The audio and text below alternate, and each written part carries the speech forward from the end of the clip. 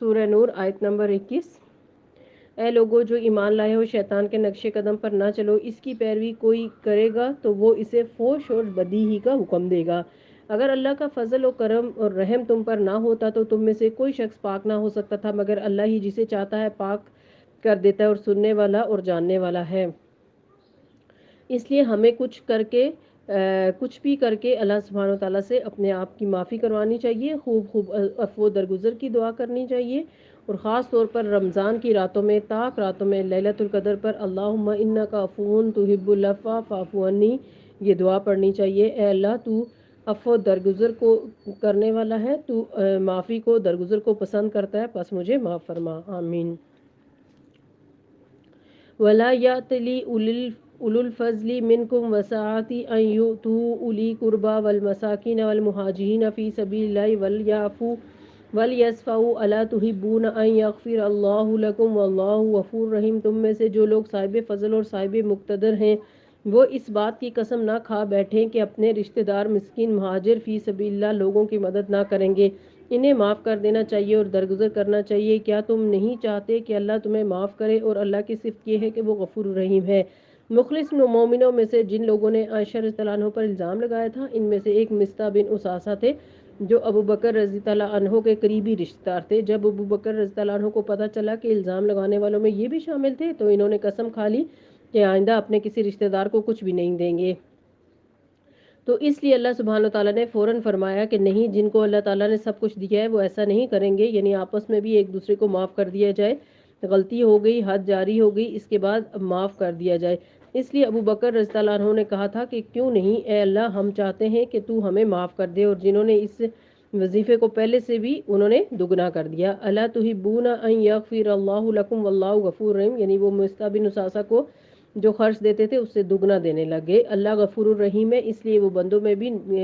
کیا پسند کرتا ہے کہ بندے بھی ایک دوسرے کو معاف کر دیں۔ ان الذين يرمون المحصنات الغافلات المؤمنات لعنوا في الدنيا والآخرة ولهم عذاب عظیم۔ جو لوگ پاک دامن بے خبر مومن عورتوں پر تہمت لگاتے ہیں، زنا کی جھوٹے سکینڈلز گھڑتے ہیں، انہیں بدنام کرتے ہیں، ان پر دنیا اور آخرت میں لعنت کی گئی۔ کبھی بھی ایسی گفتگو میں حصہ نہ لیں، کسی کے بھی کردار پہ بات نہ کریں۔ اگر آپ نے اپنی آنکھوں سے بھی دیکھا تو جب تک 4 گواہ نہ ہو اس کا ذکر نہ کریں، کیونکہ بہت سخت سزا ہے۔ وہ اس دن کو بھول نہ جائیں جبکہ ان کی اپنی زبانیں اور ہاتھ پاؤں ان کے کرتوتوں کی گواہی دیں گے۔ اس دن اللہ وہ بدلہ انہیں بھرپور دے گا جس کے وہ مستحق ہیں، اور انہیں معلوم ہو جائے گا کہ اللہ ہی حق ہے، سچ کو سچ کر دکھانے والے۔ یاد رکھیے یہ سزا دنیا کے علاوہ آخرت میں بھی ہے۔ جس نے اپنے غلام پر تہمت لگائی حالانکہ غلام اس تہمت سے بری تھا، تو قیامت کے دن اسے 100 کوڑے لگائے جائیں گے، سوائے اس کے کہ اس کی بات صحیح ہو، یعنی تہمت سچی ہو۔ یہ صحیح بخاری کی حدیث ہے۔ یعنی ایک تو زنا کا الزام، پھر کسی بھی قسم کا جھوٹا الزام کہ فلاں نے چوری کی ہے، تم نے یہ اٹھایا ہے، فلاں نے یہ کیا ہے، ایسی باتیں مومن نہیں کرتے جب تک کہ پورا یقین نہ ہو جائے۔ کسی سے آگے کچھ نہیں کہتے، ورنہ آگے اگر بات صحیح نہ ہوئی تو آگے پکڑ ہو جائے گی، کوڑے پڑیں گے۔ دنیا سے کوئی بھی بچ بھی گیا، چھٹ بھی گیا تو قیامت کے دن اس کی پکڑ ہو جائے گی۔ الخبیثات للخبیثین والخبیثون للخبیثات، خبیث عورتیں خبیث مردوں کے لیے ہیں اور خبیث مرد خبیث عورتوں کے لیے۔ پاکیزہ عورتیں پاکیزہ مردوں کے لیے اور پاکیزہ مرد پاکیزہ عورتوں کے لیے، یعنی اصول یہی ہے، ہاں اگر اس کے خلاف ورزی کوئی کرے تو اس کی مرضی۔ ان کا دامن پاک ہے ان باتوں سے جو بنانے والے بناتے ہیں، ان کے لیے مغفرت ہے اور رزق کریم۔ اور طیبات اور خبیثات سے مراد بھی وہ باتیں لی گئی ہیں، یعنی خبیثات سے مراد خبیث کلمات اور طیبات سے مراد طیب کلمات، یعنی کسی کو برا کہنے سے کوئی برا ہو نہیں جاتا اور کسی کو نیک کہنے سے کوئی نیک ہو نہیں جاتا، لیکن بات کہنے والے کے اوپر یہ آ پڑتی ہے۔ اگر آپ اچھی بات کرتے ہیں تو وہ آپ کی شخصیت کی عکاس ہے، اور اگر آپ خبیث باتیں کرتے ہیں تو آپ اسی سے پہچانے جائیں گے۔ یا ایھا الذین آمنوا لا تدخلوا بیوتا غیر بیوتکم، اے لوگو جو ایمان لائے ہو اپنے گھروں کے سوا دوسرے گھروں میں داخل نہ ہوا کرو، حتیٰ کہ تستأنسوا وتسلموا علی اہلہا، جب تک کہ گھر والوں کی رضا نہ لے لو، یعنی جب تک وہ راضی نہ ہو بن بلائے مہمان مت بنو۔ اور اگر گھر والوں پر سلام نہ بھیج لو، یہ طریقہ تمہارے لیے بہتر ہے، توقع ہے کہ تم اس کا خیال رکھو گے۔ پھر اگر وہاں کسی کو نہ پاؤ تو داخل نہ ہو جب تک کہ تمہیں اجازت نہ دے دی جائے، اور اگر تم سے کہا جائے کہ واپس چلے جاؤ تو واپس ہو جاؤ، یہ تمہارے لیے زیادہ پاکیزہ طریقہ ہے، اور جو کچھ تم کرتے ہو اللہ اسے خوب جانتا ہے۔ ہمارا کیا طریقہ ہے؟ ہم بغیر اطلاع کے سرپرائز دینے دوسروں کے گھر عین دوپہر کے وقت پہنچ جاتے ہیں جب وہ لوگ سو رہے ہوتے ہیں۔ خوب بیل بجاتے ہیں، اگر کوئی نہ کھولے تو خود ہی گیٹ کھول کر لیتے ہیں ہاتھ ڈال کے کسی طرح، پھر آ کے اندر کا دروازہ کھٹکھٹاتے ہیں، پھر کوئی نہ کھولے تو کھڑکیوں سے آوازیں لگاتے ہیں، پھر کہتے ہیں لگتا ہے کوئی ہے، جان کے نہیں کھول رہے، اور پھر بھی کوئی نہ کھولے تو گھر جا کر فون کرتے ہیں، خوب سناتے ہیں، اور اگر موبائل پاس ہو تو باہر سے ہی سنا دیتے ہیں، گاڑی میں بیٹھتے ہی بے نقط سناتے ہیں، ایسی کہ ساری زندگی یاد رکھیں۔ تو یہ ہے ہمارا کلچر، اور اس کے برعکس قرآن کیا کہہ رہا ہے کہ پہلے سے ملاقات طے ہو، مانوس کرو، جا کر اجازت لو، جا کر بولو، پھر سلام کرو، پھر داخل ہو، اور اگر اس وقت کوئی کہے کہ میں مصروف ہوں تو چلے جاؤ، تو چلے جایا کرو، برا نہ مناؤ، یہ زیادہ اچھا طریقہ ہے، بجائے اس کے کہ کوئی شخص اس پوزیشن میں نہ ہو کہ آپ کو وقت دے سکے، پہلے سے مصروفیت کی وجہ سے چائے پانی بھی نہ پوچھ سکے، اور پھر تم ناراض ہو کر چلے آؤ کہ کتنے بد اخلاق ہیں، کتنے بدتمیز ہیں کہ ہم گئے اور ہمیں کسی نے پوچھا تک نہیں۔ تو اس لیے اس حکم پر عمل بہت مشکل کام ہے۔ اس سے پتہ چلتا ہے کہ ہمارا معاشرہ کتنا اسلامی معاشرہ ہے اور کتنا دین ہم سمجھتے ہیں، اچھے بھلے دین پڑھے ہوئے لوگ بھی یہی حرکتیں کرتے ہیں۔ البتہ تمہارے لیے اس میں کوئی مذائقہ نہیں کہ ایسے گھروں میں داخل ہو جہاں جو کسی کے رہنے کی جگہ نہ ہو، جیسے ہاسپٹل ہے، وہاں بھی اگر ملاقات کے اوقات وزٹنگ آورز نہیں ہیں تو مت جاؤ، کیونکہ مریض کو کسی وقت تو آرام کرنا ہی ہوگا، اور جن میں تمہارے فائدے یا کام کی چیزیں یعنی اسکول، کالج، بینک وغیرہ، تو اس میں ضروری نہیں ہوتا مارکیٹ وغیرہ کہ انسان کسی طرح ناک کر کے جائے، کیونکہ انہوں نے خود کھول رکھے ہوتے ہیں، آپ ان کے اوقات کار کے دوران بلا جھجک جا سکتے ہیں۔ اگر وہ ملاقات طے کر کے آنے کو کہیں تو وہاں پہ بھی اپائنٹمنٹ لینی ہوتی ہے، یہ نہیں کہ چلے گئے بغیر اجازت کے سامان لے کے چلے گئے اور پھر کہا کہ اب جیسے تیسے ادھر ہی ہمیں اکوموڈیٹ کر لیں۔ تم جو کچھ ظاہر کرتے ہو اور جو کچھ چھپاتے ہو سب اللہ کو اس کی خبر ہے، جو کچھ بھی کرتے ہو یعنی جس میں بھی دوسرے کے بارے میں جیسا گمان رکھتے ہو، جو حرکتیں کرتے ہو، سب اللہ کو پتہ ہے اور اس کا اللہ حساب لے گا۔ کل للمؤمنین یغضوا من ابصارہم ویحفظوا فروجہم، اے نبی صلی اللہ علیہ وسلم مومن مردوں سے کہو کہ اپنی نظریں بچھا کر رکھیں اور اپنی ان شرمگاہوں کی حفاظت کریں، یعنی صرف عورتیں ہی نہیں شرم و حیا کا مظاہرہ کریں، مرد بھی کریں، بلکہ مردوں کو بھی پہلے حکم دیا گیا ہے، یہ ان کے لیے زیادہ پاکیزہ طریقہ ہے۔ ان اللہ خبیر بما یصنعون، جو کچھ وہ کرتے ہیں اللہ اس سے باخبر ہے، تمام حرکات اللہ کی نگاہ میں چھپی ہوئی نہیں ہے، اللہ دیکھتا ہے، تو اس کا مطلب اللہ پوچھے گا بھی۔ نگاہ کی بھی جو حفاظت ہے یہ ایمان کا حصہ ہے، جو کچھ اپنی نگاہ کو سنبھال کر رکھے گا، جو کوئی اللہ تعالیٰ اس کا بہترین اجر دے گا۔ سلسلۃ الصحیحہ کی حدیث ہے، نبی صلی اللہ علیہ وسلم نے فرمایا 3 طرح کی آنکھیں قیامت کے دن جہنم کی آگ کو نہ دیکھ سکیں گی، وہ آنکھ جو اللہ کے ڈر سے رو پڑی، وہ آنکھ جس نے اللہ کی راہ میں پہرا دیا، اور وہ آنکھ جو حرام کردہ چیزوں سے جھک جائے۔ یعنی جب کوئی فوج سین آیا، خواہ ٹیلی ویژن کی اسکرین پر ہو یا بل بورڈ پر ہو یا کسی کتاب پر، کسی میگزین پر یا انٹرنیٹ کی سائٹ پر ہے، بعض اوقات اچانک چیزیں سامنے آ جاتی ہیں اور آپ قطعاً دیکھنا نہیں چاہتے تو فوراً اس حرام سے نگاہ پھیر لیں۔ یہ سب کرنے کا اجر کیا ہے کہ وہ جہنم کی آگ سے بچ گیا۔ آگ کو دیکھنا کتنا خوفناک ہوتا ہے، کتنا خوفزدہ کرتا ہے انسان کو۔ پھر مومن عورتوں کو بھی حکم دیا گیا،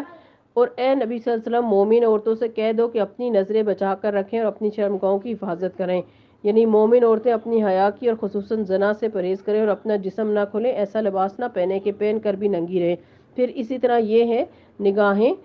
یہ کہ نگاہیں جو ہیں جو کچھ وہ کرتی ہیں ان کی گنتی کی جا رہی ہے، مثلا آپ کہیں کہ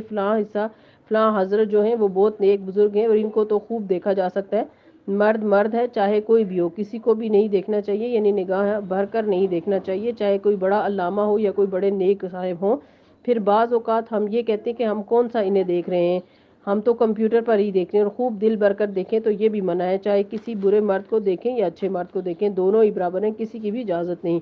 رسول اللہ صلی اللہ علیہ وسلم نے علی رضی اللہ عنہ سے فرمایا، اے علی نامحرم عورت پر ایک مرتبہ نظر پڑ جانے کے بعد دوبارہ نظر مت ڈالا کرو، کیونکہ پہلی نظر تمہیں معاف ہے لیکن دوسری نظر معاف نہیں، سنن نبی داؤد کی حدیث ہے۔ تو اس لیے جان بوجھ کر کسی حرام چیز کو دیکھنا اور دل بھر بھر کے دیکھتے رہنا جو ہے یہ اللہ تعالیٰ کے نزدیک ناپسندیدہ ہے، اور پھر جو گناہ ہوتے ہیں ان کی شامت دنیا میں بھی آتی ہے اور آخرت میں بھی۔ بعض اوقات انسان سے نیکی کے مواقع چلے جاتے ہیں، بعض اوقات انسان سے خیر و بلائی دور ہو جاتی ہے، بعض اوقات انسان اللہ تعالیٰ سے دور ہو جاتا ہے، عبادت سے محروم ہو جاتا ہے، اور اگر عبادت سے محروم نہ ہو تو عبادت کی لذت سے محروم ہو جاتا ہے، اور پھر اللہ تعالیٰ خوب خبر رکھتا ہے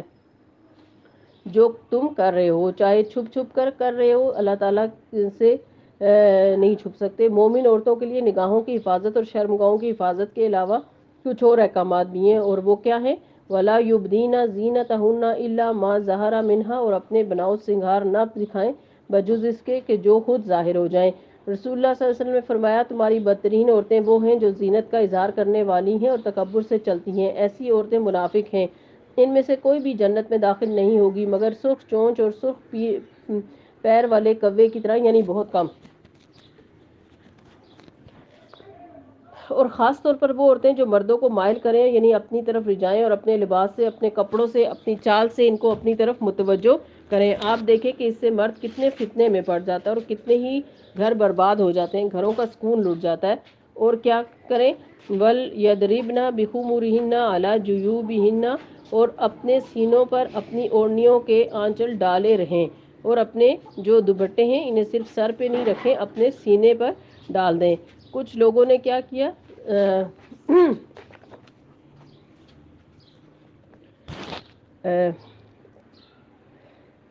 کچھ لوگوں نے کیا کیا، سر سے اتار کے سینے پہ ڈال لیا۔ قرآن میں لکھا ہوا ہے سینے پہ ڈالیں،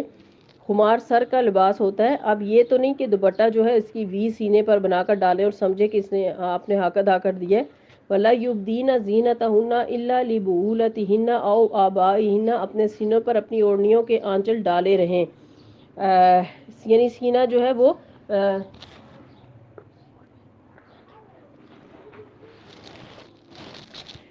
یعنی اپنے جو سینہ جو ہے وہ حسن کی جگہ ہے عورت کے لیے، اس لیے خاص طور پر اسے ڈھانکیں۔ بعض لوگ سکارف کر لیتے ہیں، بڑے بڑے حجاب پہن لیتے ہیں، لیکن وہ سکارف کس طرح باندھتے ہیں، اس کو اوپر ہی اوپر رول کرتے چلے جاتے ہیں اور سینے پر نہیں ڈالتے۔ سینہ اسی طرح کھلا نظر آ رہا ہوتا ہے، اور بعض اوقات سکارف کے پلو اوپر کو اٹھا کے نقاب بنا رہے ہوتے ہیں، سینہ پورا نمایاں ہو رہا ہے۔ اور کس چیز کا منہ ڈھانک رہے ہیں جب آپ کا سینہ پوری طرح کھلا ہوا ہے۔ تو اسی طرح بعض لوگ جو ہے وہ سینہ بھی کھلا چھوڑ دیتے ہیں اور پیچھے سے کمر بھی کھلی چھوڑ دیتے ہیں، تو اس طرح کا حجاب کرنے کا پھر کیا فائدہ؟ تو پھر آپ کہہ رہے ہیں کہ آپ نے چہرہ ڈھکا ہوا ہے لیکن باقی آپ کا سارا جسم کھلا ہے، تو اس طرح کا سکارف لینے کا کوئی فائدہ نہیں۔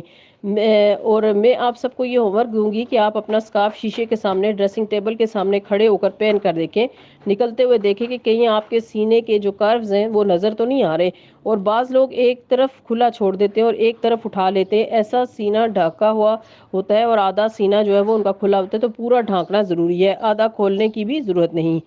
وَلَا يُبْدِينَ زِينَتَهُنَّ إِلَّا لِبُعُولَتِهِنَّ، وہ اپنا بناؤ سنگار نہ ظاہر کریں مگر ان لوگوں کے سامنے، شوہر یعنی باپ اور شوہروں کے باپ یعنی سسر، اپنے بیٹے شوہروں کے بیٹے یعنی سوتیلے بیٹے، بھائی بھائیوں کے بیٹے، بھتیجے بہنوں کے بیٹے، بھانجے، اپنے میل جول کی عورتیں یعنی نیک عورتیں، اپنے ملوک مراد غلام ہیں، وہ زیر دست مرد جو کسی اور قسم کی غرض نہ رکھتے ہوں، ان سے مراد نوجوان ڈرائیور وغیرہ نہیں ہیں، اور وہ جو بچے عورتوں کی پوشیدہ باتوں سے ابھی واقف نہ ہوں، بہت چھوٹے بچے، جب وہ جوان ہونے لگے یا انہوں نے موویز دیکھ دیکھ کر عورتوں کے سب راز جان لیے تو ان چھوٹوں سے بھی حجاب کرنا چاہیے۔ وہ اپنے پاؤں زمین پر مارتی ہوئی نہ چلا کریں کہ اپنی جو زینت انہوں نے چھپا رکھی ہے اس کا لوگوں کو علم ہو جائے، یعنی چال میں وقار ہو، ایسی 5 انچ کی ہیل نہ پہنے کہ آپ دوسروں کی نظروں میں آ جائیں، اور ٹک ٹک جو ہے وہ بازار میں سنائی نہیں دی جانی چاہیے، جوتا خاموش ہونا چاہیے۔ اسی کا مطلب یہ نہیں کہ اگر آپ نے ہیل نہیں پہنی تو آپ دوسری طرح پاؤں کھسکا کر چلیں، پاؤں کو اٹھا کر چلیں، یعنی پاؤں کی چال سے بھی دوسروں کو متوجہ نہ کریں۔ اور اسی طرح خفیہ زینت سے بھی خوشبو آتی ہے، یعنی ایسی خوشبو لگا کر نہ جائیں جو مردوں کو پہنچے اور وہ آپ کی طرف متوجہ ہوں۔ وَتُوبُوا إِلَى اللَّهِ جَمِيعًا أَيُّهَا الْمُؤْمِنُونَ لَعَلَّكُمْ تُفْلِحُونَ، اے مومنو تم سب مل کر اللہ سے توبہ کرو، یعنی ایمان ہے پھر بھی توبہ کرو، کیونکہ اس معاملے میں کمی بیشی کبھی جان کر اور کبھی انجانے میں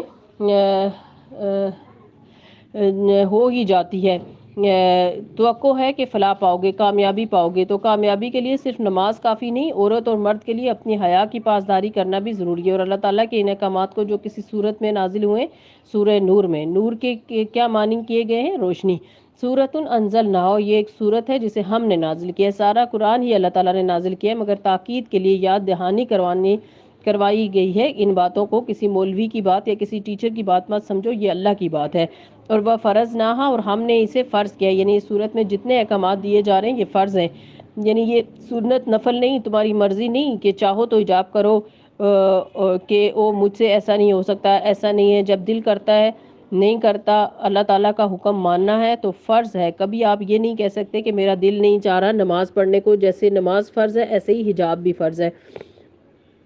وَأَنْكِحُوا الْأَيَامَ مِنْكُمْ وَالصَّالِحِينَ مِنْ عِبَادِكُمْ وَإِمَائِكُمْ، تم میں سے جو لوگ مجرد ہیں یعنی بے نکاح ہیں، شادی نہ ہوئی ہو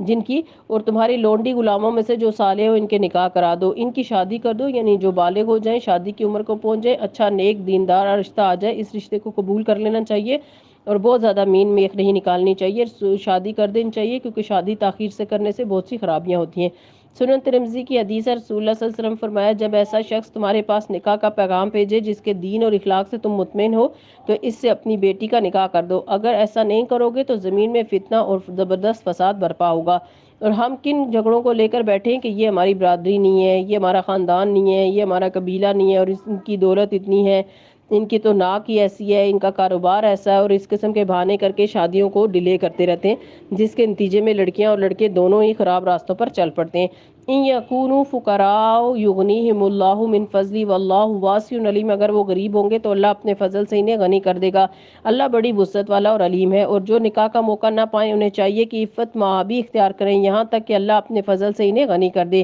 یعنی اگر کوئی بھی طریقہ نہیں ملتا شادی کرنے کا تو جواز نہیں مل جاتا کہ انسان حرام کام شروع کر دے، غلط رستوں پر چلنے کا جواز نہیں، بلکہ کیا کرے، انسان پاکیزگی اختیار کرے، روزے رکھے، اپنی نگاہوں کو جھکا کر رکھے، اپنے آپ کو ایسے کاموں میں مصروف رکھے کہ شادی کا خیال کم سے کم آئے. ہر وقت شادیاں نہ اٹینڈ کرتا رہے کہ دیکھ دیکھ کے حسرت ہوتی رہی، کیونکہ ہم نے شادی کلچر ایسا عام کر دیا کہ ایک ایک شادی کئی دنوں پر محیط ہے. ان میں جن کی شادی ہے ان کی تو خیر ہے، لیکن جو آس پاس کے لڑکے لڑکیاں ہیں جن کی شادی نہیں ہو رہی، وہ شادی کی عمر کو بھی گزر رہے ہیں، ان کی دلوں کا کیا حال ہوگا، ہم ان کے لیے کیسی حسرتوں کے سامان پیدا کر رہے ہیں. والذین یبتغون الکتاب مما ملکت ایمانکم فقاتبوہم، تمہارے مملوکوں میں سے جو مکاتبت کی درخواست کریں ان سے مکاتبت کر لو، اگر تمہیں معلوم ہو کہ ان کے اندر بھلائی ہے انہیں ان کے مال میں سے دو جو اللہ نے تمہیں دیا ہے، تاکہ وہ اپنی آزادی حاصل کریں. انہیں اپنے مال میں سے دو، ان کی مدد کرو، خواہ وہ تمہارے غلام ہی ہوں پھر بھی. اور اپنی لونڈیوں کو اپنے دنیاوی فائدوں کی خاطر کبا گری یعنی جسم فروشی پروسٹیٹیوشن پر مجبور نہ کرو، جبکہ وہ خود پاک دامن رہنا چاہتی ہوں، کیونکہ یہ بھی حرام ہے، ممنوع ہے. اور جو کوئی ان کو مجبور کرے اس جبر کے بعد اللہ ان کے لیے غفور الرحیم ہے، اور جو یہ بزنس چلائے گا اس کی سخت پکڑ ہے اللہ تعالیٰ کے ہاں. وَلَقَدْ أَنزَلْنَا إِلَيْكُمْ آيَاتٍ مُبَيِّنَاتٍ، ہم نے صاف صاف ہدایات دینے والی آیات تمہارے پاس بھیج دی ہیں، اور ان قوموں کی عبرت ناک مثالیں بھی ہم تمہارے سامنے پیش کر چکے ہیں جو تم سے پہلے ہو گزری ہیں، اور وہ نصیحتیں ہم نے کر دی ہیں جو ڈرنے والوں کے لیے ہوتی ہیں، یعنی جو تقوی اختیار کر رہے ہیں وہ اس سے کافی نصیحت لیں گے. اللہ نور السماوات والارض مثل نوری کمشکات فیہا مصباح المصباح فی زجاجہ الزجاجۃ کأنہا کوکب دری یوقد من شجرۃ مبارکۃ زیتونۃ لا شرقیۃ ولا غربیہ یکاد زیتها یضیء ولو لم تمسسہ نار نور علی نور یہدی اللہ لنورہ من یشاء ویضرب اللہ الامثال للناس واللہ بکل شیء علیم. اللہ آسمانوں اور زمین کا نور ہے، کائنات میں اس کے نور کی مثال ایسی ہے جیسے ایک تاک میں چراغ رکھا ہوا ہو، چراغ ایک فانوس میں ہو، فانوس کا حال یہ ہو کہ جیسے موتی کی طرح چمکتا ہو تارا، اور وہ چراغ زیتون کے ایک ایسے درخت کے تیل سے روشن کیا جاتا ہو جو مشرقی ہو نہ غربی، جس کا تیل آپ ہی آپ پڑتا ہو، آگ اس کو نہ لگے. اس طرح روشنی پر روشنی بڑھنے کے تمام اسباب جمع ہو گئے. اللہ اپنے نور کی طرف جس کی چاہتا ہے رہنمائی کرتا ہے، اور وہ لوگوں کو مثالوں سے بات سمجھاتا ہے، اور وہ ہر چیز سے خوب واقف ہے. تو یہاں اللہ تعالیٰ کے نور کی بات کی جا رہی ہے جس کی حقیقت اللہ تعالیٰ ہی جانتا ہے. پھر وہ نور جو اللہ نے بندوں کو دیا ہے ایمان کی شکل میں، اس کی مثال ایسی ہے جیسے تاک میں چراغ جل رہا ہو، پھر اس کا آس پاس منور ہو رہا ہو، تو ایمان کا نور جب دل کے اندر آ جاتا ہے، سینے میں اترتا ہے تو سینہ روشن ہو جاتا ہے. پھر اس کو اگر زیتون کے تیل سے چراغ کو جلانے کے لیے دیا جائے تو روشنی بڑھانے کے لیے اس کی سپلائی ہوتی رہے تو وہ روشنی اور بڑھتی جاتی ہے اور وہ کبھی ختم نہیں ہوتی. اس طرح بندہ مومن جو ہے وہ بھی اپنا ایمان ختم ہونے نہیں دیتا، اس کے لیے علم نافع کی جو سپلائی ہے وہ جاری رکھتا ہے، اور پھر اللہ سبحانہ و تعالیٰ جسے چاہتا ہے ہدایت دیتا ہے، اور مومن کا سینہ خود روشن ہوتا ہے جبکہ کافر کا سینہ اندھیرے میں ہوتا ہے. عالم کا سینہ روشن ہوتا ہے اور اس کے مقابلے میں جاہل کا سینہ اندھیرے میں ہوتا ہے. تو جو شخص اللہ سبحانہ و تعالیٰ کو رب مانتا ہے، اس کائنات کو، اس کی نشانیوں کو دیکھ رہا ہے، اسے چاہیے کہ اللہ تعالیٰ پر ایمان لے آئے. ایمان لانے کے بعد اس کے دین کو سیکھے تاکہ اس کی روشنی اس کے دل میں جائے، اس کے عمل میں آئے، اور اس کے اچھے اخلاق سے اس کا آس پاس سارا منور ہو جائے. یہ اسی صورت میں ہو سکتا ہے جب انسان اس کے لیے مسلسل کوشش کرے. فی بیوت اذن اللہ ان ترفع ویذکر فیہا اسمہ لا ویذکر فیہا اسمہ یسبح لہ فیہا بالغدو والآصال رجال لا تلہیہم تجارۃ ولا بیع عن ذکر اللہ واقام الصلاۃ وایتاء الزکاۃ یخافون یوما تتقلب فیہ القلوب والابصار۔ اس کے نور کی طرح ہدایت پانے والے ان گھروں میں پائے جاتے ہیں جنہیں بلند کرنے کا اور جن میں اپنے نام کی یاد کا اللہ نے اذن دیا ہے۔ ان میں سے ایسے لوگ صبح و شام اس کی تسبیح کرتے ہیں جنہیں تجارت اور خرید و فروخت اللہ کی یاد اور اقامت نماز و ادائے زکوٰۃ سے غافل نہیں کر دیتی۔ وہ اس دن سے ڈرتے رہتے ہیں جس میں دل الٹنے اور دیدے پتھرا جانے کی نوبت آ جائے گی، اور وہ یہ سب کچھ اس لیے کرتے ہیں تاکہ اللہ ان کے بہترین اعمال کی جزا ان کو دے اور مزید اپنے فضل سے نوازے۔ اللہ جسے چاہتا ہے بے حساب دیتا ہے۔ تو یہاں مومنوں کی کچھ صفات بیان کی گئی ہیں، اور خاص طور پر ایسے مومن جن کو دنیا کے بزنس نماز سے غافل نہیں کرتے اور زکوٰۃ بھی وہ ضرور دیتے ہیں۔ سنن ابن ماجہ کی روایت ہے، نبی صلی اللہ علیہ وسلم نے فرمایا جو مسلمان مرد نماز اور ذکر کے لیے مسجدوں میں پابندی سے حاضر ہوتا ہے، اللہ تعالیٰ اس سے ایسا خوش ہوتے ہیں جس طرح مسافر کے گھر والے ان کے گھر آنے پر خوش ہوتے ہیں۔ یعنی اگر کسی کے گھر والے مہینے کے لیے کہیں چلے جائیں تو جس دن واپسی ہوتی ہے اس دن کتنی خوشی کا دن ہوتا ہے۔ تو اسی طرح اللہ سبحانہ تعالیٰ بھی اپنے گھر یعنی مسجد میں آنے والے پہ ایسے ہی خوش ہوتے ہیں۔ اسود رضی اللہ عنہ کہتے ہیں کہ میں نے عائشہ رضی اللہ عنہ سے پوچھا کہ نبی صلی اللہ علیہ وسلم اپنے گھر میں کیا کیا کیا کرتے تھے۔ انہوں نے کہا نبی صلی اللہ علیہ وسلم اپنے گھر کے کام کاج یعنی اپنے گھر والوں کی خدمت کیا کرتے تھے، اور جب نماز کا وقت ہوتا تو فوراً کام کاج چھوڑ کر نماز کے لیے چلے جایا کرتے تھے، تو بالکل ہم سے اجنبی ہو جاتے تھے۔ تو اسی طرح ہمارا بھی کیا ہونا چاہیے کہ اذان کا وقت، نماز کا وقت داخل ہوتے ہی نماز کی فکر کرنی چاہیے، اور وہ یہ سب کچھ اس لیے کرتے ہیں تاکہ اللہ ان کے بہترین اعمال کی جزا ان کو دے اور مزید اپنے فضل سے نوازے۔ اللہ جسے چاہتا ہے بے حساب دیتا ہے۔ اس کے برعکس جنہوں نے کفر کیا، ان کے اعمال کی مثال ایسی ہے جیسے دشت بے آب میں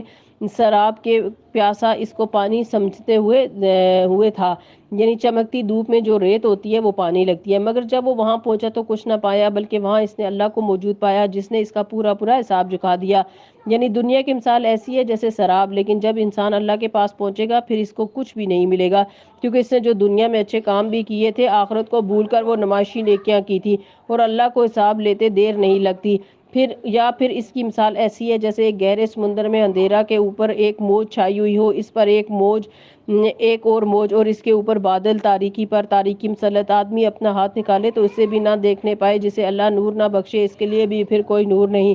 یعنی جو لوگ معاشرے کے اندھیروں میں پھر جہالت، نہ گھر میں دین کا علم، نہ اسکول میں دین کا علم، نہ کہیں آباء و اجداد سے کچھ ملا، نہ ہی خود سے کوئی شوق، تو ایسے شخص ایسا ہے جیسے سخت اندھیرے میں ڈوبا ہوا ہو۔ تو پھر ایسے شخص کو اللہ تعالیٰ روشنی نہیں دیتا، جیسے سمندر کی تہہ تک سورج کی روشنی نہیں پہنچ سکتی، ویسے ہی اس طرح کے لوگوں تک قرآن کی ہدایت کی روشنی نہیں پہنچتی کیونکہ وہ طلب نہیں رکھتے۔ کیا تم دیکھتے نہیں ہو کہ اللہ کی تسبیح کر رہے ہیں وہ سب جو آسمانوں اور زمین میں، اور وہ پرندے جو پر پھیلائے اڑ رہے ہیں؟ اللہ اکبر۔ کبھی دیکھا ہے کسی پرندے کو اور سوچا ہے کہ یہ تسبیح کر رہا ہے، مجھے بھی کر لینی چاہیے؟ ہمیں سمجھتے ہیں کہ ہاں آ رہی ہے، جا رہی ہے، اور چیل بول رہی ہے، کوا بھی آ رہا ہے، لیکن یہ اصل میں اللہ کی تسبیح بھی کر رہے ہوتے ہیں۔ ہر ایک اپنی نماز اور تسبیح کا طریقہ جانتا ہے، ہمیں بھی جاننا چاہیے، اور یہ سب جو کچھ کرتے ہیں اللہ اس سے باخبر رہتا ہے۔ آسمانوں اور زمین کی بادشاہی اللہ ہی کے لیے، اور اسی کی طرف سب کو پلٹنا ہے۔ کیا تم دیکھتے نہیں ہو کہ اللہ بادلوں کو آہستہ آہستہ چلاتا ہے پھر اس کے ٹکڑوں کو باہم جوڑتا ہے؟ اس منظر پر غور کیجیے گا ذرا، باہر نکلیں گے تو کریں گے، پھر اسے سمیٹ کر ایک کثیف ابر بنا دیتا ہے، پھر تم دیکھتے ہو کہ اس کے خول میں سے بارش کے قطرے ٹپکتے چلے آتے ہیں۔ تو کس طرح اللہ بادلوں میں ملاپ ڈالتا ہے، ٹیم ورک ہوتا ہے، پھر بارش نکلتی ہے۔ اکیلا بادل بارش نہیں برسا سکتا، اور وہ آسمانوں سے ان پہاڑوں کی بدولت جو اس میں بلند ہیں اولے برساتا ہے، پھر جسے چاہتا ہے ان کا نقصان پہنچاتا ہے اور جسے چاہتا ہے ان سے بچا لیتا ہے۔ اس کی بجلی کی چمک نگاہوں کو خیرہ کیے دیتی ہے، رات اور دن کا الٹ پھیر وہی کر رہا ہے۔ اس میں ایک سبق ہے آنکھوں والوں کے لیے۔ واللہ خلق کل دابۃ من ماء، اور اللہ نے ہر جاندار ایک طرح کے پانی سے پیدا کیا، یعنی ایک پانی اور کتنی مختلف ورائٹی اللہ نے بنا دی۔ کوئی پیٹ کے بل چل رہا ہے جیسے سانپ، تو کوئی 2 ٹانگوں پر جیسے انسان، تو کوئی 4 ٹانگوں پر، جو کچھ وہ چاہتا ہے پیدا کرتا ہے اور ہر چیز پر قادر ہے۔ 4 ٹانگوں پر کون چلتا ہے؟ جیسے گائے، بھینس، بکری، گھوڑا وغیرہ، بہت سے جانور ہیں، اور اس سے زیادہ بھی بے شمار ہیں جن کے پاؤں بھی بے شمار ہیں، جن کو ہم گن بھی نہیں سکتے۔ عموماً ہمارے مشاہدے میں بس اتنے ہی آتے ہیں، اس لیے قریب کی مثال دی گئی۔ ہم نے صاف ہم نے صاف صاف حقیقت بتانے والی آیات نازل کر دی ہیں، آگے صراط مستقیم کی طرف ہدایت اللہ ہی جسے چاہتا ہے دیتا ہے۔ یہ لوگ کہتے ہیں کہ ہم ایمان لائے اور اللہ اور رسول صلی اللہ علیہ وسلم پر، اور ہم نے اطاعت قبول کی۔ منافق کہتے ہیں مگر اس کے بعد ان میں سے ایک گروہ اطاعت سے منہ موڑ جاتا ہے، ایسے لوگ ہرگز مومن نہیں ہیں۔ جب انہیں بلایا جاتا ہے اللہ اور رسول کی طرف تاکہ ان کے پاس آپس کے مقدمے کا فیصلہ کرے تو ان میں سے ایک تو تاکہ ان کے آپس کے مقدمے کا فیصلہ کرے تو ان میں سے ایک فریق کترا جاتا ہے، البتہ اگر حق ان کی موافقت میں ہو تو رسول کے پاس بڑے اطاعت کیش بن کر آتے ہیں،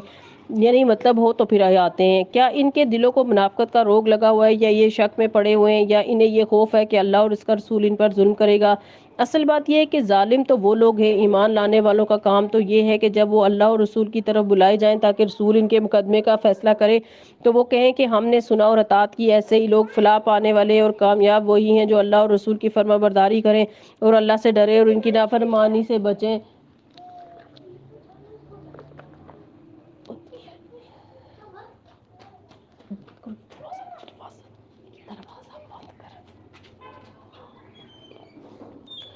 ایمان لانے والوں کا کام تو یہ ہے کہ جب اللہ اور اس کے رسول کی طرف بلائے جائیں تاکہ رسول ان کے مقدمے کا فیصلہ کریں تو کہیں کہ ہم نے سنا اور اطاعت کی۔ ایسے ہی لوگ فلاح پانے والے ہیں اور کامیاب وہی ہیں جو اللہ اور اس کے رسول کی فرما برداری کریں اور اللہ سے ڈریں اور ان کی نافرمانی سے بچیں۔ یہ منافق اللہ کے نام سے کڑی کڑی قسمیں کھا کر کہتے ہیں کہ آپ حکم دیں تو ہم گھروں سے نکل کھڑے ہوں گے۔ ان سے کہو قسمیں نہ کھاؤ، تمہاری اطاعت کا حال معلوم ہے، تمہارے کرتوتوں سے اللہ بے خبر نہیں۔ کہو اللہ کے مطیع بنو، رسول اللہ صلی اللہ علیہ وسلم کے تابع فرمان بن کر رہو، لیکن اگر تم منہ پھیرتے ہو تو خوب سمجھ لو کہ رسول اللہ صلی اللہ علیہ وسلم پر جس فرض کا بار رکھا گیا ہے اس کا ذمہ دار وہ ہے، اور تم پر جس فرض کا بار ڈالا گیا ہے اس کے ذمہ دار تم ہو، اور اگر تم اس کی اطاعت کرو گے تو خود ہی ہدایت پاؤ گے، ورنہ رسول کی ذمہ داری اس سے زیادہ کچھ نہیں کہ صاف صاف حکم پہنچا دے۔ اللہ نے وعدہ فرمایا ہے تم میں سے ان لوگوں کے ساتھ جو ایمان لائیں اور نیک عمل کریں کہ وہ انہیں اسی طرح زمین میں خلیفہ بنائے گا جس طرح ان سے پہلے گزرے ہوئے لوگوں کو بنا چکا ہے۔ ان کے لیے ان کے اس دین کو مضبوط بنیادوں پر قائم کر دے گا جسے اللہ تعالیٰ نے ان کے حق میں پسند کیا، اور ان کی موجودہ حالت خوف کو امن سے بدل دے گا۔ بس وہ میری بندگی کریں اور میرے ساتھ کسی کو شریک نہ کریں، اور جو اس کے بعد کفر کریں تو ایسے ہی لوگ فاسق ہیں۔ تو یاد رکھیے اللہ سبحانہ وتعالیٰ کا یہ وعدہ ہے کہ جو مسلمان اللہ تعالیٰ کی پوری فرما برداری کریں گے، اطاعت کریں گے، اللہ تعالیٰ ان کے خوف کو امن میں بدل دے گا، یعنی دنیا میں بھی انہیں امن عطا کرے گا، ان کے علاقوں میں اللہ تعالیٰ کی رحمت برسے گی، بس شرط یہ ہے کہ وہ اللہ تعالیٰ سے کیے ہوئے عہد کو پورا کرے، زمین میں اللہ تعالیٰ کی بادشاہت قائم کرے، نماز قائم کرو، زکوٰۃ دو، اور رسول اللہ صلی اللہ علیہ وسلم کی اطاعت کرو، امید ہے کہ تم پر رحم کیا جائے گا۔ جو لوگ کفر کر رہے ہیں ان کے متعلق اسی غلط فہمی میں نہ رہو کہ وہ زمین میں اللہ کو عاجز کر دیں گے، ان کا ٹھکانہ جہنم ہے اور وہ بڑا ہی برا ٹھکانہ ہے۔ اے لوگوں جو ایمان لائے ہو، لازم ہے کہ تمہارے مملوک اور تمہارے وہ بچے جو ابھی عقل کی حد تک نہ پہنچے 3 اوقات میں اجازت لے کر تمہارے پاس آئیں، یعنی بغیر نوک دیے یا اجازت دیے بیڈ روم کا دروازہ نہیں کھولیں۔ صبح کی نماز سے پہلے اور دوپہر کو جب کہ تم کپڑے اتار کے رکھتے ہو، یعنی قیلولہ کے وقت، کیونکہ وہاں ایئر کنڈیشنز نہیں تھے اور جب اب بھی سب کے پاس نہیں ہے، اور عشاء کی نماز کے بعد یہ 3 وقت تمہارے لیے پردے کے وقت ہیں، ان کے بعد وہ بلا اجازت آئیں تو نہ تم پر کوئی گناہ ہے نہ ان پر، یعنی باہر کے پردے کے احکام ہیں اور گھر کے اندر کے پردے کے احکامات اور ہیں۔ تمہیں ایک دوسرے کے پاس بار بار آنا ہی ہوتا ہے، یعنی بہت کام ہوتے ہیں گھر کے، اس لیے یہ نہیں ہو سکتا کہ سب صرف اپنے کمروں میں ہی بند ہو کر بیٹھ جائیں، لیکن جب ماں باپ کے کمرے میں جاؤ تو اجازت لے کر جاؤ۔ اس طرح اللہ تمہارے لیے اپنے ارشادات کی توضیح کرتا ہے اور وہ علیم و حکیم ہے، اور جب تمہارے بچے عقل کو پہنچ جائیں تو چاہے کہ اسی طرح اجازت لے کر آیا کریں۔ مراد اس سے یہی ہے کہ گھر کے کمروں کے اندر آنے سے پہلے اجازت لی جائے، جس طرح ان کے بڑے اجازت لیتے رہے ہیں، یعنی اپنے گھر میں جانے کے لیے بھی مردوں کو اجازت لینی چاہیے تاکہ بہو بیٹی وغیرہ اپنا ستر حجاب ٹھیک کر لیں۔ اس طرح اللہ اپنی آیات تمہارے سامنے کھولتا ہے اور وہ علیم اور حکیم ہے۔ اور جو عورتیں جوانی سے گزری بیٹھی ہیں، نکاح کی امیدوار نہ ہوں، وہ اگر اپنی چادریں اتار کر رکھ دیں، یعنی گھر کے اندر، یہ نہیں کہ گھر کے باہر کپڑے اتار کر نکل جائیں، تو ان پر کوئی گناہ نہیں، بشرطے کہ زینت کی نمائش کرنے والی نہ ہو، یعنی بہت بڑی چادر اگر یا گاؤن وہ اب نہیں لے سکتی بہت بوڑھی خواتین، تو وہ ہلکا چادر لے سکتی ہیں۔ تبرج کرنے والی نہ ہو، تبرج ہوتا ہے اپنے حسن کو نمایاں کرنا، میک اپ اور لباس وغیرہ کو، زیور کو، تو اگر کوئی عورت اس سن یاس کی عمر سے گزر چکی ہے، یعنی 50-60 کی ہو گئی ہے اور ابھی بھی اس کا سا یعنی جو فیچرز ہیں یا اس کے نقش و نگار ٹھیک ہیں، بڑھاپے کے آثار نہیں ہیں، لباس بھی اچھا پہنتی ہے، زیور میک اپ بھی اس کا برابر جاری ہے، بال بھی رنگے ہوئے ہیں، تو ایسی صورت میں جو جوانوں کی طرح معاملہ کرتی ہیں تو اسے حیاداری سے کام لینا چاہیے، اس کے اوپر وہ سارے احکامات لاگو ہوں گے جو ایک جوان لڑکی پر ہوتے ہیں۔ اس کے برعکس جو بوڑھی ہو چکی ہے، بال سفید ہو چکے ہیں، بات سمجھ میں نہیں آتی، چل پھر نہ سکتی ہو، شادی کوئی نہ کرے اس سے، تو پھر اس عورت کے لیے حجاب کی پابندی نرم ہے، تاہم وہ بھی حیاداری ہی برتیں تو ان کے حق میں اچھا ہے، اور اللہ سب کچھ سنتا اور جانتا ہے۔ کوئی حرج نہیں اگر کوئی اندھا یا لنگڑا یا مریض کسی کے گھر سے کھا لے، نہ تمہارے اوپر اس میں کوئی مذائقہ ہے کہ اپنے گھروں سے کھاؤ یا اپنے باپ دادا کے گھروں سے یا اپنی ماں نانی کے گھروں سے یا اپنے بھائیوں کے گھروں سے یا اپنی بہنوں کے گھروں سے۔ کچھ لوگ اپنی بہنوں کے گھر سے نہیں کھاتے، بیٹی کے گھر سے نہیں کھاتے، ایسے اسلام میں کوئی ممانعت نہیں ہے، یا اپنے چچاؤں کے گھروں سے یا اپنی پھوپھیوں کے گھروں سے یا اپنے ماموں کے گھروں سے یا اپنی خالاؤں کے گھروں سے یا ان کے گھروں سے جن کی کنجیاں تمہاری سپردگی میں ہوں، یا اپنے دوستوں کے گھروں سے، ان میں کوئی حرج نہیں کہ تم لوگ مل کر کھاؤ یا الگ الگ، یعنی اگر جلدی میں ہو تو اکیلے کھا سکتے ہو ورنہ مل کر کھانا زیادہ اچھا ہے۔ رسول اللہ صلی اللہ علیہ وسلم نے فرمایا اللہ کے ہاں محبوب کھانا وہ ہے جس کو کھانے والے زیادہ ہوں، سلسلۃ الصحیحہ کی حدیث ہے، یعنی کھانا تھوڑا اور کھانے والے زیادہ ہوں۔ جو بچیاں ہاسٹل میں رہتی ہیں وہ کھانے والے زیادہ ہوتے ہیں، ماشاءاللہ 300 400 لوگ ہوتے ہیں، اور مل کر جب کھانا کھاتے ہیں تو بعض اوقات لوگ تنگ بھی ہوتے ہیں ہوں گے کہ کوئی پرائیویسی نہیں ہے کھانے میں، لیکن اللہ تعالیٰ کی نظر میں آپ لوگ اچھے ہیں انشاءاللہ۔ رسول اللہ صلی اللہ علیہ وسلم نے فرمایا بے شک اشعری حضرات جب جہاد میں محتاج ہو جاتے ہیں یا مدینے میں ان کے اہل و عیال کے لیے کھانا کم پڑ جاتا ہے تو اپنے پاس موجود سب کچھ ایک کپڑے میں جمع کر لیتے ہیں، پھر اسے آپس میں ایک برتن میں برابر برابر تقسیم کر لیتے ہیں، وہ مجھ سے ہیں اور میں ان سے ہوں، صحیح مسلم کی حدیث ہے، یعنی مل کر کھاتے ہیں، سب اپنا اپنا لا کر شیئر کرتے ہیں، وہی ڈش جو گھر پر کھانی تھی وہی لا کر اپنی دوسروں کو کھلا دی اور دوسروں کا خود چکھ لیا، کیونکہ چکھتے چکھتے پیٹ بھر جاتا ہے۔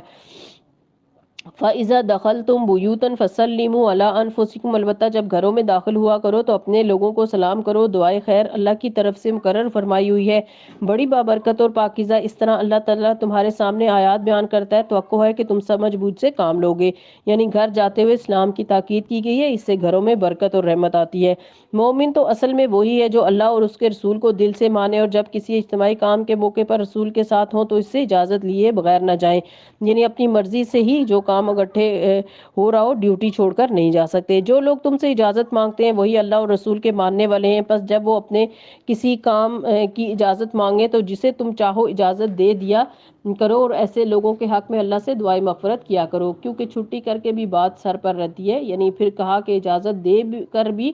ان کے لیے معافی مانگو، استغفار کرو، یعنی اپنا کام چھوڑنا کوئی اچھی بات نہیں ہے، ذمہ داری کو چھوڑنا ذمہ داری ایک امانت ہے اور اس پر پکڑ ہے، اللہ تعالیٰ یقیناً غفور الرحیم ہے۔ مسلمانوں اپنے درمیان رسول کے بلانے کو آپس میں ایک دوسرے کا سب بلانا نہ سمجھ بیٹھو، اللہ ان لوگوں کو خوب جانتا ہے جو تم میں سے ایسے ہیں کہ ایک دوسرے کی آڑ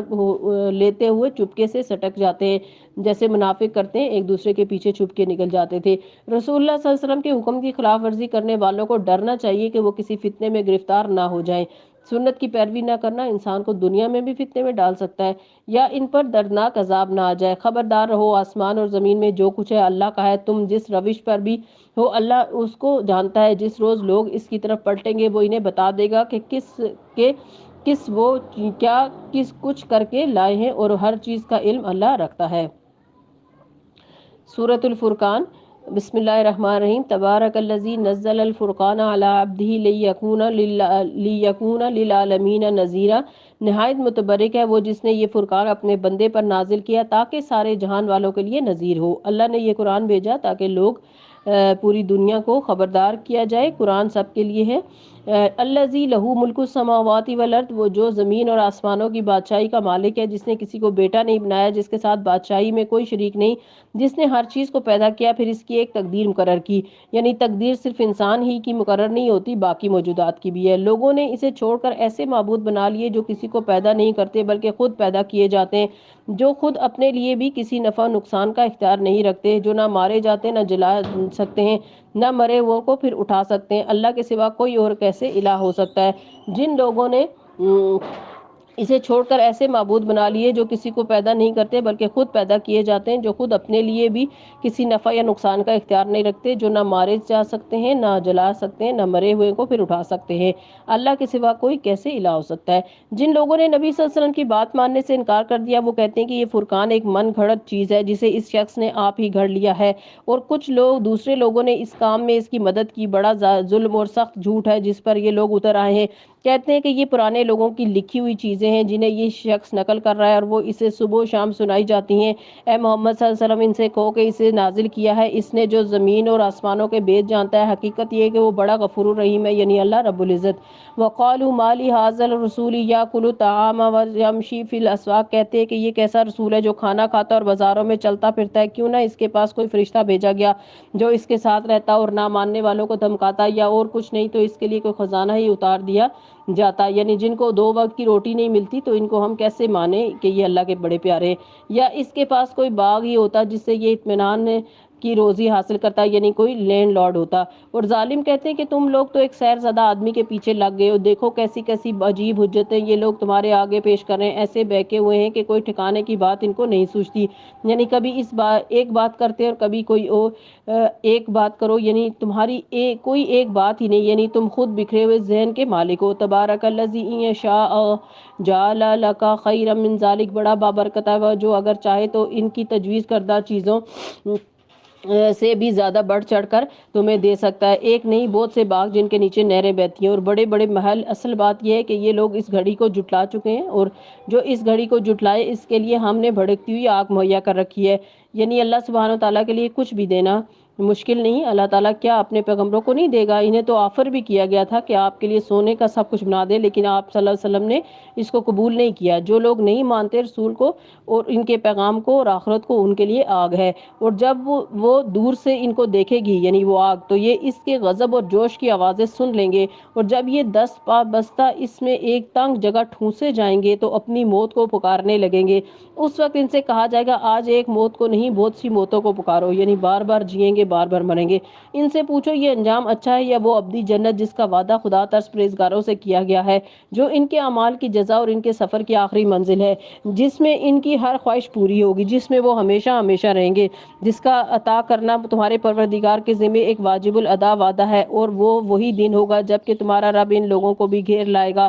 اور ان کے ان معبودوں کو بھی بلا لائے گا جنہیں آج یہ اللہ کو چھوڑ کر پوج رہے ہیں۔ پھر وہ ان سے پوچھے گا کیا تم نے میرے ان بندوں کو گمراہ کیا تھا یا یہ خود راہ راست سے بھٹک گئے تھے؟ وہ عرض کریں گے پاک ہے آپ کی ذات، ہماری تو یہ مجال نہ تھی کہ آپ کے سوا کسی کو اپنا مولا بنائے، مگر آپ نے ان کو اور ان کے باپ دادا کو خوب سامان زندگی دیا، حتیٰ کہ یہ سبق بھول گئے اور شامت زدہ ہو کر رہے۔ یوں جھٹلا دیں گے وہ تمہارے معبود تمہاری ان باتوں کو جو آج تم کہہ رہے ہو، پھر تم نہ اپنی شامت ٹال سکو گے نہ کہیں سے مدد پا سکو گے، اور جو بھی تم میں سے ظلم کرے گا اسے ہم سخت عذاب کا مزہ چکھائیں گے۔ اے محمد صلی اللہ علیہ وسلم تم سے پہلے جو رسول بھی ہم نے بھیجے ہیں وہ سب بھی کھانا کھانے والے، بازاروں میں چلنے پھرنے والے لوگ ہی تھے۔ 3 بازار یعنی بازار جانا اور کام کرنا منع نہیں ہے۔ وَجَعَلْنَا بَعْضَكُمْ لِبَعْضٍ فِتْنَةً أَتَصْبِرُونَ وَكَانَ رَبُّكَ بَصِيرًا، دراصل ہم نے تم لوگوں کو ایک دوسرے کے لیے آزمائش کا ذریعہ بنایا ہے، یعنی انسان انسان کے لیے فتنہ ہے۔ کیا تم صبر کرتے ہو؟ تمہارا رب سب کچھ دیکھتا ہے۔ تو صبر ہی اصل بات ہے، صبر ہی سے جنت ہے، صبر ہی کرے انسان تو سب کام ہو سکتے ہیں۔ یعنی جس کے ساتھ بھی آپ بیٹھیں گے اٹھیں گے معاملہ کریں گے رہیں گے، کہیں نہ کہیں اختلاف اور کہیں نہ کہیں کوئی ناپسندیدہ چیز آ ہی جائے گی۔ رسول اللہ صلی اللہ علیہ وسلم نے فرمایا وہ مومن جو لوگوں میں مل جل کر رہتا ہے اور ان کی اذیتوں پر صبر کرتا ہے، اجر کے لحاظ سے اس مومن سے بہتر ہے جو لوگوں میں مل جل کر نہیں رہتا اور ان کی اذیتوں پر صبر نہیں کرتا۔ سنن ابن ماجہ کی حدیث ہے۔ تو ہمیں چاہیے کہ لوگوں سے تکلیف پہنچے کٹی نہیں کرنی، ان سے بولتے رہنا چاہیے، صبر کرتے رہنا چاہیے، ان کے ساتھ زندگی گزارتے رہنا چاہیے، حتیٰ کہ اللہ تعالی ہم سب کو اس صبر کے بدلے میں جنت پہنچا دے۔ تو کچھ دعائیں کر لیتے ہیں۔ یا اللہ ہم سب کو دنیا اور آخرت کی رسوائیوں سے بچا لے، ہمیں جنت الفردوس میں جگہ عطا فرمانا، اپنا دیدار نصیب فرمانا، نور کے منصب نصیب فرمانا۔ یا اللہ سب کے دکھ تکلیف بیماریاں غم پریشانیاں دور فرما، جو لوگ یہاں موجود ہیں ان کے لیے بھی اور جو یہاں موجود نہیں ان کے لیے بھی۔ یا اللہ جو مسلمان دنیا کے کسی بھی ملک میں پریشانی کی حالت میں ہیں اللہ ان پر جو بھی آفات آ رہی ہیں اپنی رحمت سے وہ سب دور کر دے، ان پر اپنی رحمت نازل فرما۔ یا اللہ دنیا میں کہیں بھی کوئی آفت کا شکار ہے یا تکلیف کا شکار ہے، یا اللہ ان کی آفات اور تکلیف دور فرما، اور ہم سب کو ایک دوسرے کی مدد کی توفیق عطا فرما۔ یا رب العالمین، ہم ان کے لیے کچھ کر نہیں سکتے، تیرے حضور دعا کر رہے ہیں، یا اللہ تو سب کے دکھ پریشانیاں تکلیفیں بیماریاں اور دور کر دے۔ اللہ ہمیں ہر دن ایمان میں، تقوی میں، علم میں آگے بڑھا۔ یا اللہ ہمیں علم اور حکمت عطا فرما، ہمارے والدین پر اپنی رحمت عطا فرما، ہماری اولادوں کو ہماری آنکھوں کی ٹھنڈک بنا۔ یا رب العالمین، تو ہمیں قبر کے عذاب سے بچا، جہنم کے عذاب سے بچا، اور تو ہمیں اپنی رحمت سے بخش دے۔ یا اللہ ہمیں ایمان کی دولت سے مالا مال فرما، ہمیں حسن الخاتمہ عطا فرما۔ یا اللہ ہم سب کی زبانوں کو، اخلاق کو اعلیٰ درجہ عطا فرما۔ یا اللہ ہم سب کو ہدایت دے اور اپنے دین کے راستے میں ہمیشہ تیز قدم چلنے والا بنا، اور اپنی آخرت کی منزل میں کامیابی عطا فرما۔ آمین یا رب العالمین۔ وآخر دعوانا ان الحمد للہ رب العالمین۔ سبحانک اللہم و بحمدک، نشہد ان لا الہ الا انت، نستغفرک و نتوب الیک۔ السلام علیکم ورحمۃ اللہ وبرکاتہ۔